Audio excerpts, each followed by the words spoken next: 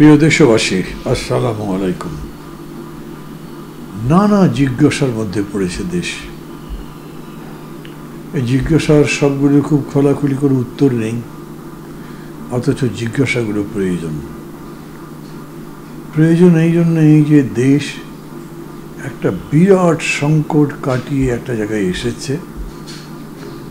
ফ্যাসিবাদ পরাজিত হয়েছে, এখন আমরা গণতন্ত্রের গৃহে প্রবেশ করব। আর সেজন্যে একটা সুষ্ঠু, সবার কাছে গ্রহণযোগ্য নির্বাচনের দরকার।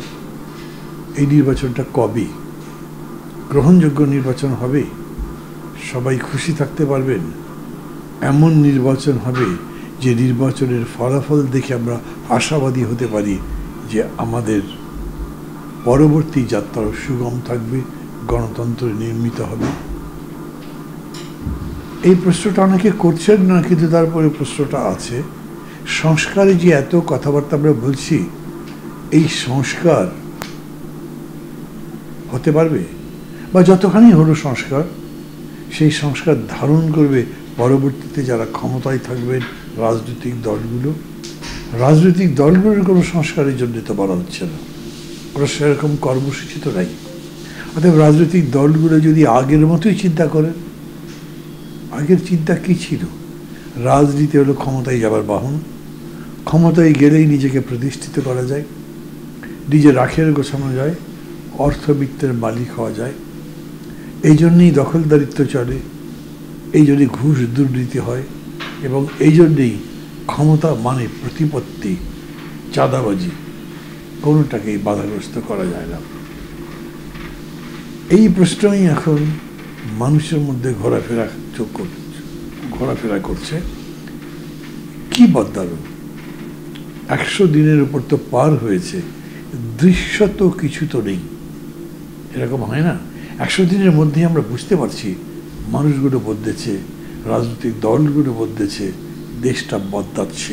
এইরকম কোনো লক্ষণ মানুষ সম্ভবত দেখছে না। তাই আমি যখন টিভিতে কথা বলি, কোনো সভায় যাই, কিংবা মানুষের সঙ্গে যখনই আমার কথা হয়, সবাই বলে, ভাই কি হবে? এই প্রশ্নগুলো সবাই করেন।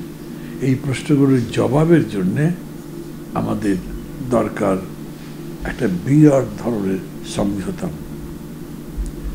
তাহলে সংস্কারের কথাই যদি বলি, বিশাল আলোচনা করছি না, কারণ সংস্কার অনেক বড় কাজ। তো পুরা দেশকে বদলাবেন, প্রতিনিয়ত বদলাবেন। সংস্কার কখন শুরু হলো আর কখন শেষ হলো এরকম তো নয়। ঠিক এই মুহূর্তে কি কি জিনিস আছে যা সংস্কার করা দরকার, আমরা তা করতে থাকবো। প্রতিনিয়ত নতুন নতুন জিনিস আসবে, সেগুলো চলতে থাকবে, এবং সেটা কেউ তার নিজের ইচ্ছা মতো করতে পারবেন না। সংস্কার যার মনে হবে সেরকম করে মনে হবে, সেরকম করে হবে না, বরঞ্চ সমগ্র জাতির ঐকমত্য লাগবে। সেই ঐকমত্য গড়ে উঠবে। তো অনেক রকম বিভেদ দেখা যাচ্ছে, আমাদের সমাজ তো বিভাজিত, ভাগ। এই দল ওই দলের সাথে কথা বলবে না, এই দল ওই দলের সাথে বসবে না, এই নেতা ওই নেতাকে পছন্দ করে না। এটা অবশ্য ব্যক্তিতে পছন্দ অপছন্দ সর্বত্রই থাকে, কিন্তু আমাদের এখানকার পরিমাণ প্রায় মাত্রা ছাড়িয়ে যায়, যে কারণে আমরা ঐক্যবদ্ধভাবে কোনো সিদ্ধান্ত নিতে পারি না। এটাও একটা সাংস্কৃতিক বিষয়। সাংস্কৃতিক বিষয় মানেই হচ্ছে আপনি যা করেন, যেটা করলে আপনার দেশ, আপনার সমাজ, আপনার পরিবেশ, আপনার পারিপার্শ্বিকতা সব কিছুর উপরে একটা ইতিবাচক প্রভাব পড়তে পারে। প্রভাবটা নেতিবাচক হতে পারে, তারপরে তখন সংস্কৃতি উল্টো পথে হাঁটে।